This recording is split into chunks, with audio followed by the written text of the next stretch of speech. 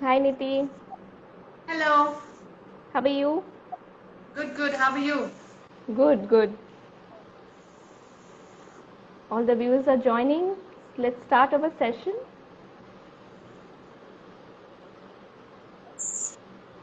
Happy Yoga Day to all. Happy Yoga Day. I can see people joining now. Yes.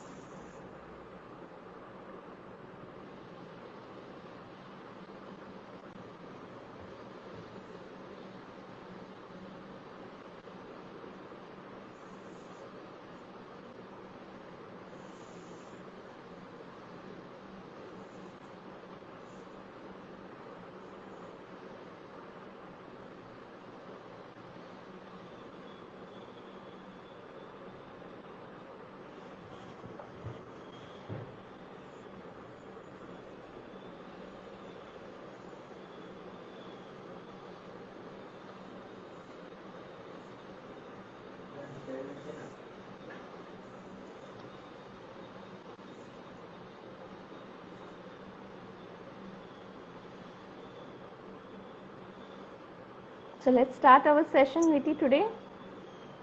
Yes, we should I start the hope session. everyone is joined. Hi everyone. Good evening. Today is we are celebrating Yoga Day, and thanks for joining this session. I am Sushma Iyer, uh, hosting this session on behalf of Healthy Master, and I'm going to be joined by Niti Kamboj, who is a yoga practitioner and therapist. Welcome, Nidhi. Thanks for joining. Thank you all for inviting and having me here. Thank you so much. Same here. Viewers, let me just introduce you to Niti. Niti Kamboj is a postgraduate in apparel and merchandising, and she and marketing as well, with 8 years of experience in retail. And she was associated with Mark and Spencer's, Future Group, Lifestyle. She's practicing yoga since 7 years, and she's completed teachers training, and she's pursuing MSc in yoga. Yoga for her is a passion where she believes she can transform people's life, through her experience and knowledge. Experience of 7 years in learning and practicing, and 4 years in conducting classes. She started from one student, and today she has many practitioners globally. She has helped many people in changing their lifestyle, and also helped curing, diseases like diabetes, anxiety, BP, back pain, and many more. So over to you, Nidhi. Here goes my first question to you. What inspired you to take a choose yoga and meditation as your path? Okay. Yoga happened to me by chance. Since you Okay. have mentioned I was in a retail, I was working like any 9 to 5 job or maybe more than 9 to 5 job. It just happened to me. After a while, when I delivered, I quit. I quit working. So I was a Okay. homemaker. Not that I was not Mm-hmm. enjoying. I was enjoying. So yoga happened to me by a chance. I joined it as an activity, basically. Just Okay. to join an activity. But somehow, that's the point where I believe in magic. I met across a person, a beautiful lady, Rashmita. She's nowhere in the social media platform. Okay. She was also an instructor. She asked me to, why don't you do a course? And I, without a passion, without any passion towards it, without even thinking that I could never force 7 years back Mm. that I would be a therapist or an instructor. I just did a course with no idea of pursuing it forward. But after finishing the course, my real passion and seriousness towards yoga started when I got a guru. Okay. After, and I'm still practicing with the guru. I think that will happen till the life is there. So that Great. guru Great. transformed me to take it as a passion, and that's how my life of this path of yoga it started. So it happened by a chance. So I would say it happened by a blessing or by a magic. Great. So my next question to you is, what is yoga, and is it different from other stretching and other fitness kind of? See, now so much of information available. More, by and large, everyone know what is yoga. But again, to give a gist on it, yoga is something. It's just not a physical form of exercise. It works on your mind, body, breath. So it very well connects your body with your breath, with your mind.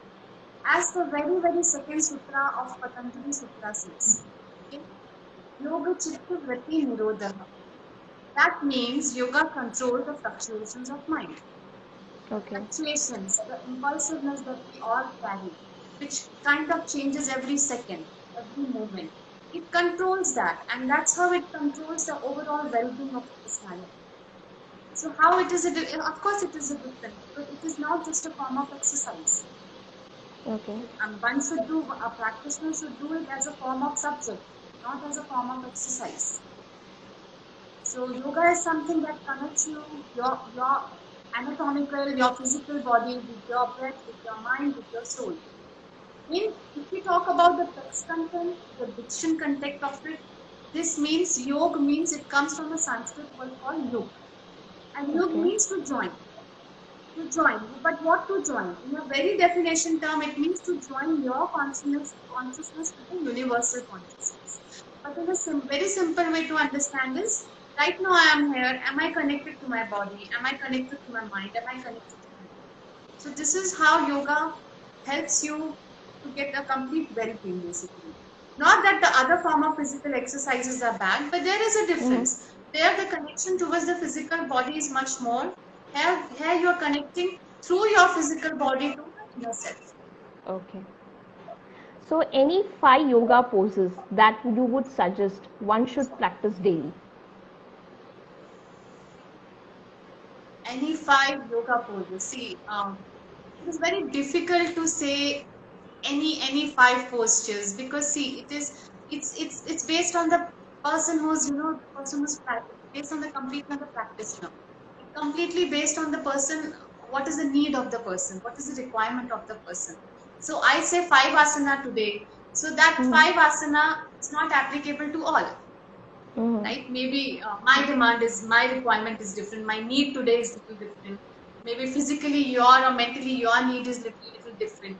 So Correct. those 5 asanas you may not require it today. I might require it today. So it's a very difficult to say which all 5 asanas we should work on, because ultimately body is a community. Working on any one particular community will not serve the purpose. So you have to work from the tip to the toe or from the top to the tip. So it's like a community, one member of the community is disturbed, all other members also get a little bit disturbed somehow. Correct. So Correct. particularly working on one point or this asanas or only couple of asanas, that's for me it is difficult, because it's based on the requirement, what do True. you need, how do you take your practice. Okay. How many Surya Namaskara we should do on a daily basis? Again I'll come, it's completely up to the practitioners. I might say Mm-hmm. 6 according to my stamina, I might say 12 according to my stamina, I might say maybe halfway down 54, 108 halfway down, or maybe 108. Some people even do 108 completely. It is completely your choice. It's a completely a practitioner's choice. What is the mood of the practitioner, what is the situation of the practitioner, what is the time that the practitioner is doing. So in most of the classes we do Surya Namaskar, and some of the classes we don't follow. So it depends how the day goes, what kind of a day you want to take. Okay, every class has a takeaway. Every Mm-hmm. time we do the practice, there is always a takeaway. Even the simplest asanas, even like twisting, you say, there is always a takeaway from each asanas. Now it depends on each practitioner what you want to learn from it. You might learn a Okay. different thing from it, I might learn a different thing from it. So it's completely based on the practitioner how much one should do, because ultimately your body gives you an intuition what you can do and what you cannot do. Mm-hmm. So, Okay. like, let's talk about meditation now. What is meditation and what are its benefits? Wanted to know more about it. I mean, Like yoga we have spoken, but at the same time want to know what is meditation and how it is beneficial for us. See, meditation is also it's a spiritual path, and it is a choice. Meditation is a choice. It is a way of living. It is not a task. You can take it as a subject, but you cannot take it as a task. So of course it helps in many ways, because right now if I say to some people or even to myself, let us close our eyes and sit for 30 seconds. Forget about a minute, 30 seconds. In those 30 seconds, mind will go everywhere and come back, True. right? It's true. If we close True. our eyes and sit, mind will travel wherever it's possible. That's the Agreed. very beauty of the mind, except from the place where it belongs to, it will go everywhere. So, and it is very difficult to be in a meditative state. It requires a lot of practice, Practice. and practice is the only key. Of course, it helps in controlling the fluctuations of mind. Once people start meditating, they start practicing it, and they start experiencing it. Then only they realize the benefits of this meditation. These benefits of yoga and meditation. This in a simplest form also cannot be explained, because this is something experienced. Unless one True. experience it, nobody can actually, even then also it is difficult to explain, because this is all about experience. So the meditation is, again, I will say, it's a path towards spiritual process. It's a way of life, how you want to approach towards the way of life. In my opinion, I would put it this way. And otherwise also it is, when we talk about yoga meditation, there are 8 limbs. The very first limb is the yoga, the asanas that we do. And meditation is also one of the limbs. So all these, there are another 8 limbs, right? So all these limbs are way of life. They are a choice. They're a choice. Each individual has a choice. So it's a choice. Okay. So many people say, like, meditation is not my cup of tea. Is it so difficult, to be in a meditative mind? And what do you say? Of course, it is difficult. We just now we discussed the mind is, it Yeah. has the basic nature of human, the basic nature of mind is such that it travels, and it travels all the places where it's not required to travel also. So it True. is very difficult. If you just sit in one place and start meditating, you accept to the place where you're sitting and accept to your body, you will travel everywhere. You might travel to the Agree. market, you might travel London, you might travel New York, or you might travel True. next your door neighbor also, right? So it is difficult. But the only key is a practice, practice, practice. Practice. Because unless, no matter, there will be many hurdles when you start approaching your such path, spiritual path. Every path in the life is not easy. The very first step is the problems and difficulties that you face. So those problems and difficulties are the root.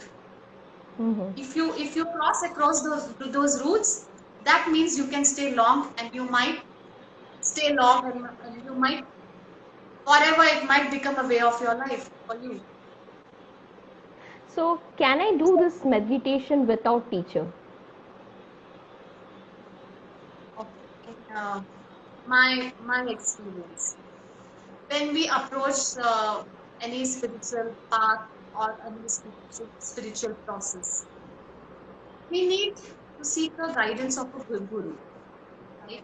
Because somebody has to guide us, because we come with a lot of baggages. We come with a True. lot of judgments. We come with True. a lot of opinions within our mind, our past, our present, future we anyways don't know, but it's still, it's always there in our mind some or the other way, right?